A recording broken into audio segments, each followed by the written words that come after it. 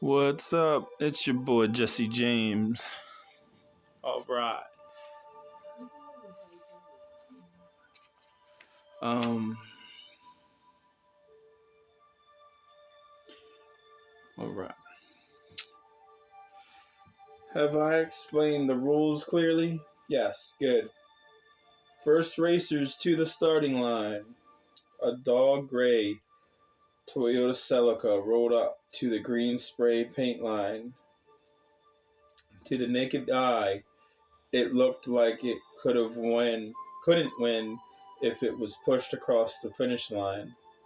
But every good, experienced racer knew it wasn't about what was on the outside. It was about what was on the inside.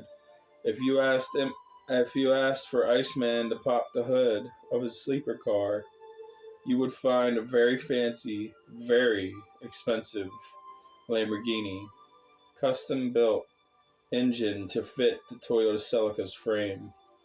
An engine that was definitely not street legal, with its cold air intake and nitro-injected fuel lines. And a timing chip. State-of-the-art timing chip. More than likely putting out at least 450 horses. You wouldn't know it, though, because the muffler was designed to be quiet. Iceman would never rev his engine for you. It was just quiet. It just quietly purred till the green light was given. Then you'd be thrown on the grill and smoked like a fish on 4th of July. A Nissan Skyline rolled up next to the Toyota Celica. Oh, snap. Yo, Firebird, whose Skyline is that? I don't know, man. But it looks like Sting's ride. Another racer was in his car, listening to tunes on the radio when he heard the conversation. He stuck his head out of the window and hollered, "Nah, man, that ain't Sting. He's homesick with the flu." Geckos Cove began murmuring amongst themselves of who this could be. Finally, Biggie said, "Another new blood? Well, let's greet him with the family greeting." The Skyline was all black with a Spider brand spoiler. It had red neon underglow lights. It had an epic music style paint job and a faded toxic waste green. It purred quietly like a big jungle cat sitting in an open field of grass, simply enjoying the sun rays. Page 70. The flame exhaust kit spat out orange and purple flames as the engine was revved. "Whoa, hotshot. Don't burn my Jordan shorts or my legs." Biggie slapped the hood with a loud thud. A muffled laughter came from inside the car. "Oh, you're a jokester now. Trying to burn these $50 Jordan shirts is funny, huh?" He knocked on the black window. "Let's see that face, Mr. Funny Man. Come on, roll down the window." The mystery driver rolled his black window down. "Nutella, what's up? Who the hell do you think you are talking to me?" Biggie's blood began to boil. "Step out of the vehicle, bruh." The man unlocked his car and stepped out. "You got some balls talking." Then he realized who was standing there. "Oh, dang, bruh, Scorp. Johnny the Stinger. Is that you?" The man, who was built like a beach lifeguard, lowered his glasses. "The one and only, in the flesh." The mystery man said, "Hey, I know those baby blues anywhere. Johnny McCartney, I'll be damned. Big man's let baby boy on the racing scene?" Yo, my man, you don't realize how many seconds you were away from getting your lights turned out, then having me have to explain to the Secret Service why I put my hands on the president's son. Nutella. Who the hell calls their colored friends that? You crazy bastard. How the hell are you? I haven't seen you since high school. Let me get some skin. With a quirky smile on his face, Johnny grabbed Biggie's hand and gave him a bro hug. How's Mr. Jacob? I saw he got reelected for another 2 terms. That's cool. How'd you score this ride? Bro, you still calling my old man Mr. Jacobs? We adults now, man. You don't need to call him Mister. Pops is good. I guess I don't really live with Pops anymore. Oh, Pops is good. I guess I don't really live with him anymore. Yeah, anyway. Got my own place and Pops set me up with this really nice job. Iceman started getting impatient. Hey Biggie, I hate to break up your little reunion, but I'm wasting gas just chilling here. We racing or what? That's Iceman, he's an import driver also. But as you can tell, patience isn't one of his strong virtues.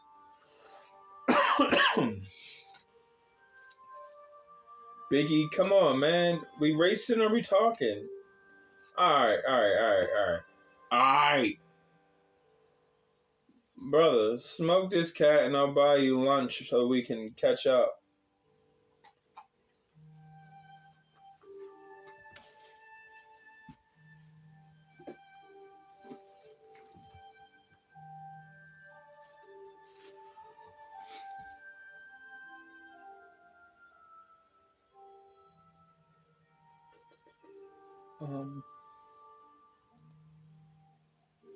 I'm curious to see if my mans can drive as good as he looks on TV.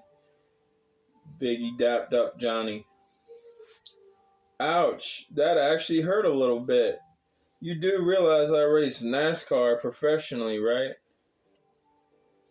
Biggie turned his head towards him and gave him a cocky smile as he walked to the starting line. Racers ready! An explosion of excited cheers erupted from the crowd on the sides of the pipeline. Johnny got back in his car. Psh! Can I drive as good as I can on TV? Hold up. I just thought of something.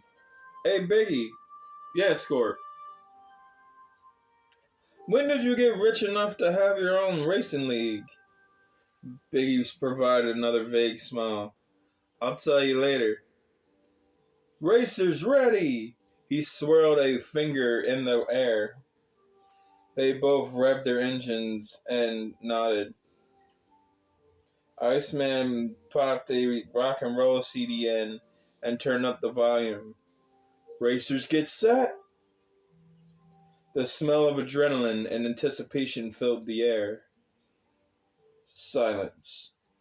Then Biggie suddenly shouted as he threw his hands down. Go! Both cars shifted into first gear and took off into the asphalt jungle.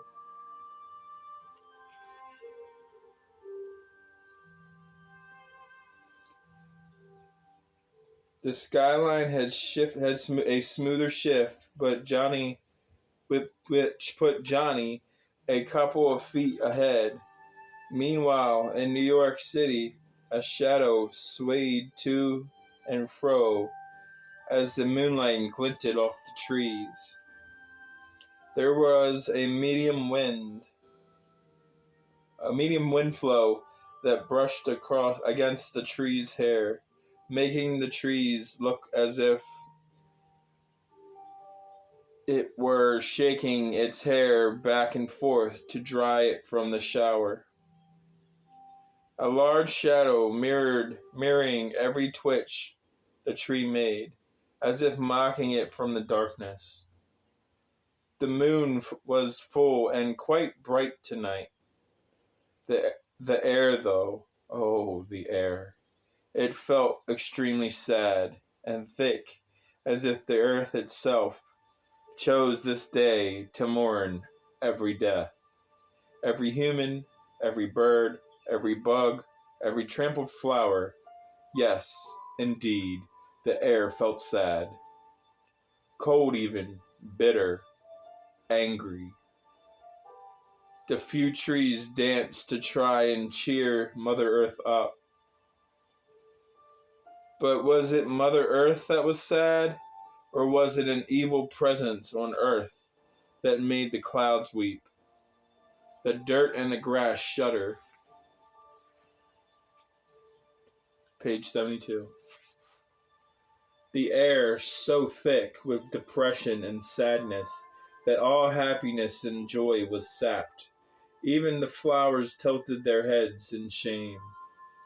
Yes, it is more clear now. Mother Earth was sad that such evil was allowed to awaken.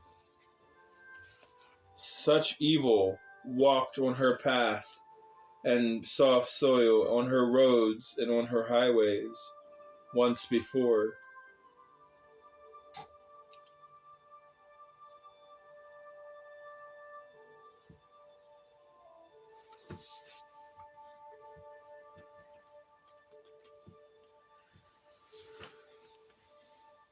An evil force that its very footsteps withered the ground and its surroundings. Its name was Death. And now it was allowed to walk Earth freely once more. War drums that have been quiet for a long time began to play for an unspeakable evil that slowly began to awaken. The horror was allowed to open its dreadful eyes, for a dark ancient book was found that fell amongst a corrupted human. A book which with keys to unlock the beast's 666 locked gates. Why? Because of greed. Because of bloodlust.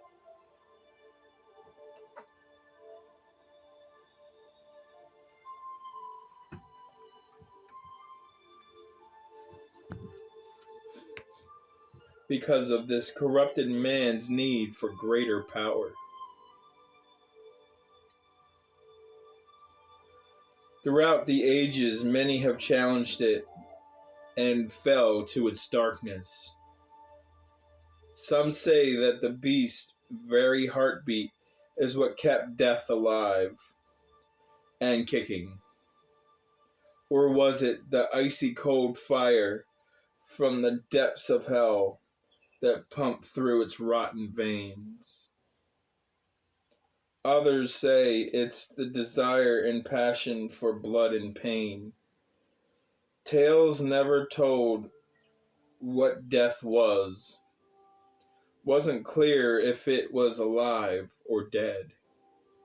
The excitement to see every breathing thing's final moments. Many tried to control death, but in the end, everyone had to face it. Everyone has to face the music. Some have learned how to evade death, how to hide and elude it, even confuse and disorient death. But the fact was, death never stopped hunting. Only the most hardened minds, armored hearts, and careful bodies were able to avoid its icy grasp. Death was in the air. Yes, the sky did weep. And the grass blew unnaturally.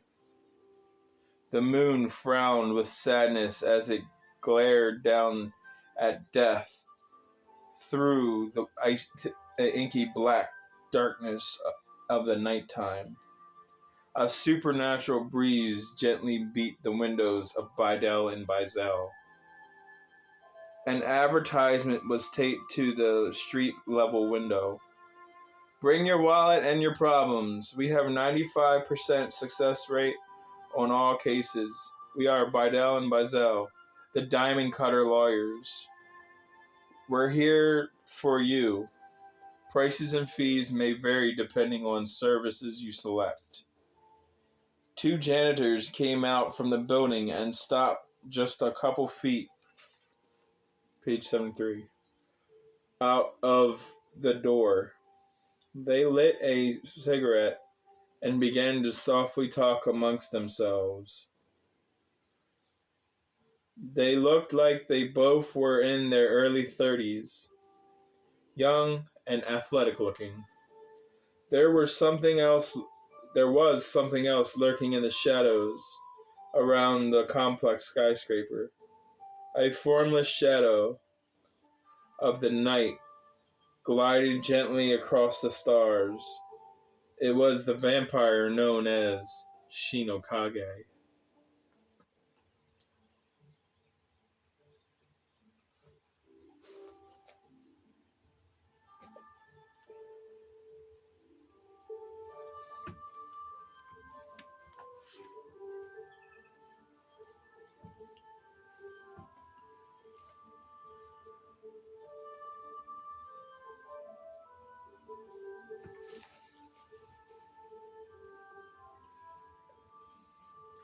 And for some reason, he was compelled to visit Bidel after hours.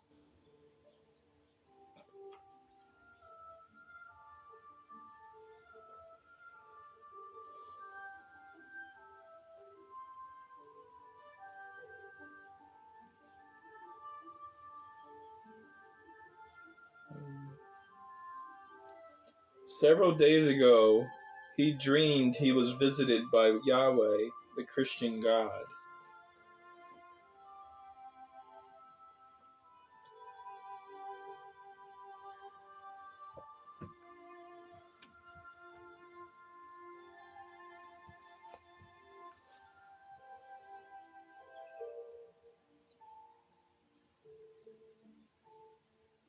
But like many, instead of trying faith and see where it took him, he dismissed it as just that, a weird dream from something he had eaten. Nonetheless, he still felt compelled to come and experience the nightlife of this lawyer's office. He always enjoyed entertaining curiosity, maybe a little too much. Then again, curiosity is how he fell in love with the art of poison making.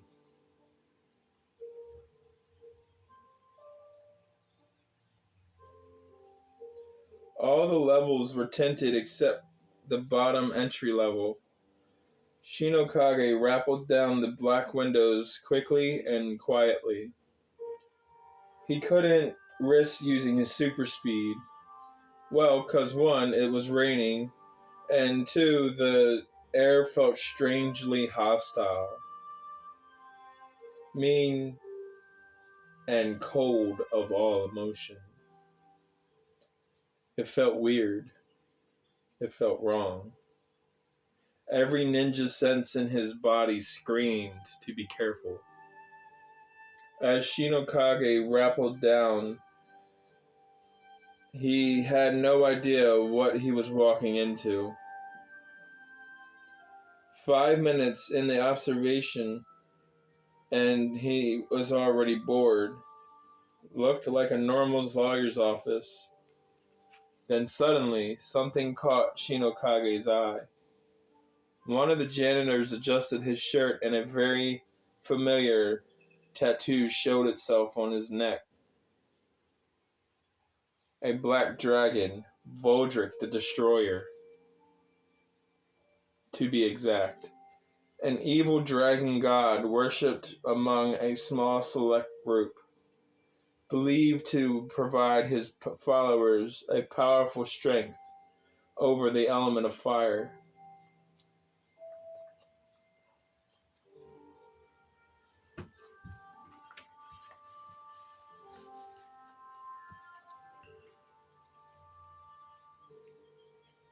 There was a ninja clan from Japan's Igarayu province, a bunch of fools from an underfunded ninja dojo called the Black Dragon.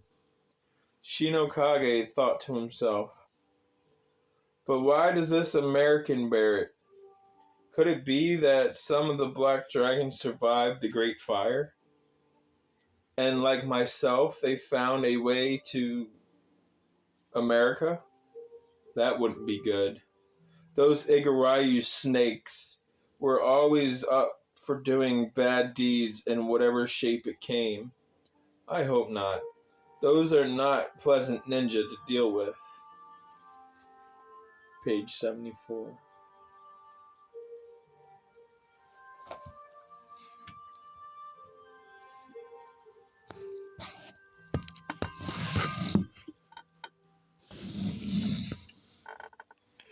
Sorry, I was just checking the time.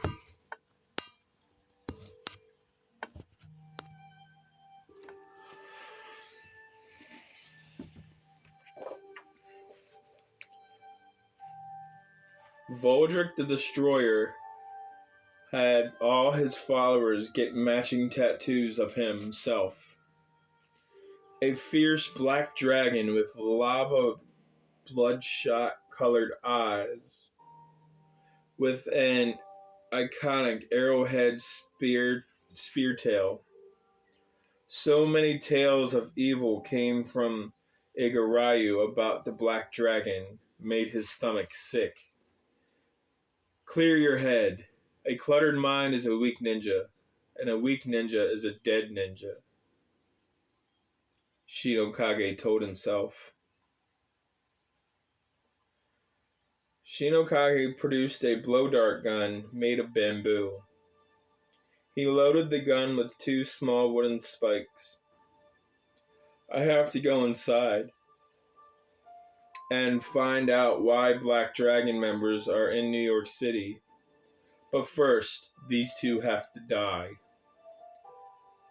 Shi No Kage breathed deep once to focus and concentrate, and once more, but this time he held for 2 seconds and then brought the blow dart gun up to and released the air up to his mouth.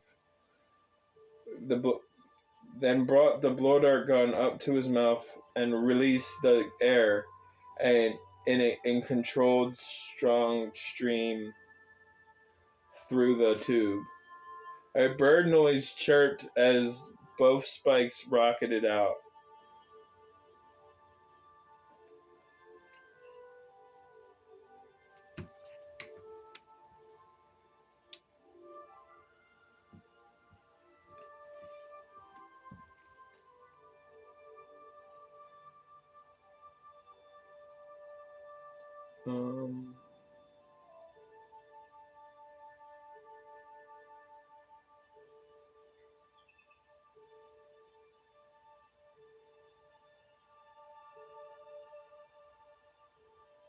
The left guard instantly dropped to the ground.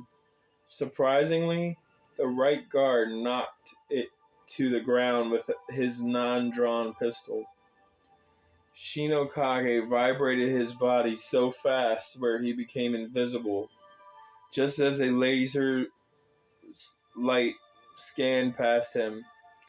Shi No Kage had his suit specially made from a highly resilient, highly breathable moon rock that almost felt like rubber.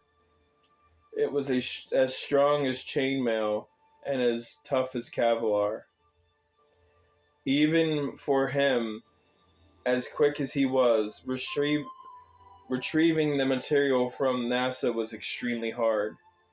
It was held up in some military base with unnecessarily high security, called Area 51, or some odd name like that. Americans and their secrets, I swear.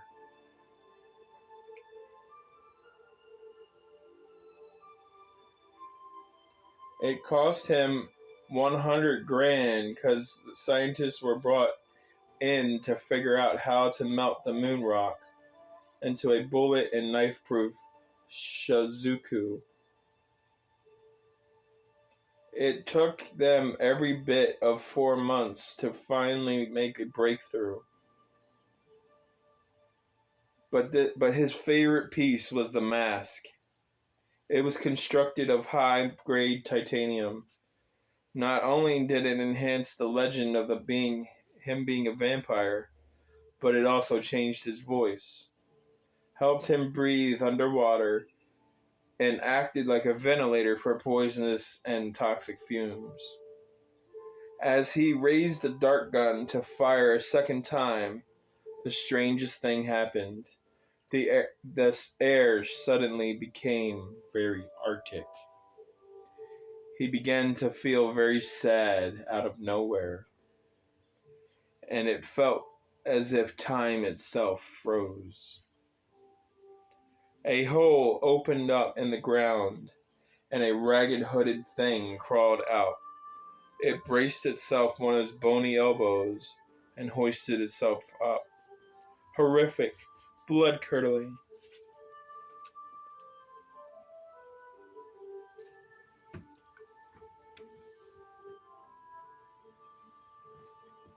Human-like screams and moans came from the hole. Whatever was in that hole, they were in intense pain. The black-robed thing bent down and grabbed a scythe from the hole.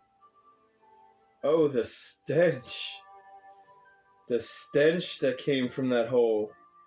It smelled of rotting flesh. A dark, sinister, cold chill went up Shi No Kage's spine. Run! Flee! Get out of there! His ninja senses screamed, but the vampire's shadow couldn't move. The creature walked slowly to the guard. He dropped. Shi No Kage managed to muster enough strength to rub his eyes to see if he'd been hit with some kind of mind trickery sand or gas or something. But unfortunately, what he was watching was very real. The thing reached its fleshless hand inside the dead body. Moments later, the bony creature violently ripped out a reddish-green orb. An all too familiar sound erupted into the air as the bony thing slammed the reddish-green orb onto the scythe. The sound of someone being slowly tortured. Shi No Kage eyes widened in horror as he realized that the reddish-green orb was the man he just killed. Must be what a soul looks like. The cries for mercy pierced Shi No Kage, but the bony thing just laughed a shortened laugh and smiled, and then sniffed the air and jerked its head up. I can smell your fear, little one. I can't see you, but I smells you, it said, as its head shook a bit as it sniffed the air. Shi No Kage, I see you. Your fear's making me hungry. Change your name. Your name's not my shadow. It licked his lips. Fear, what a strange emotion. He had never felt such a thing before, at least not to this degree. Suddenly his blood ran cold. That thing was talking to him. The thing was staring him down even while he was in ghost form. It was none other than the legendary feared Grim Reaper of Hell, the Soul Ripper, the Life Taker, the Joy Sapper. Grim raised the other hand that wasn't holding the scythe and pointed a finger at him. Even if you can't escape death, even you can't escape death forever. One day I will rip you from this living world. I'm sorry. I didn't mean for you to experience commercials. Shh.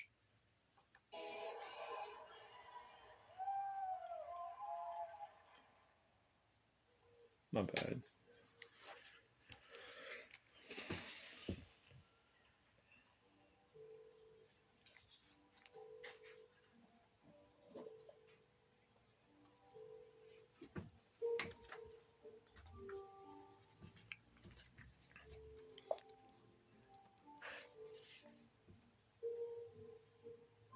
You can't outrun me forever.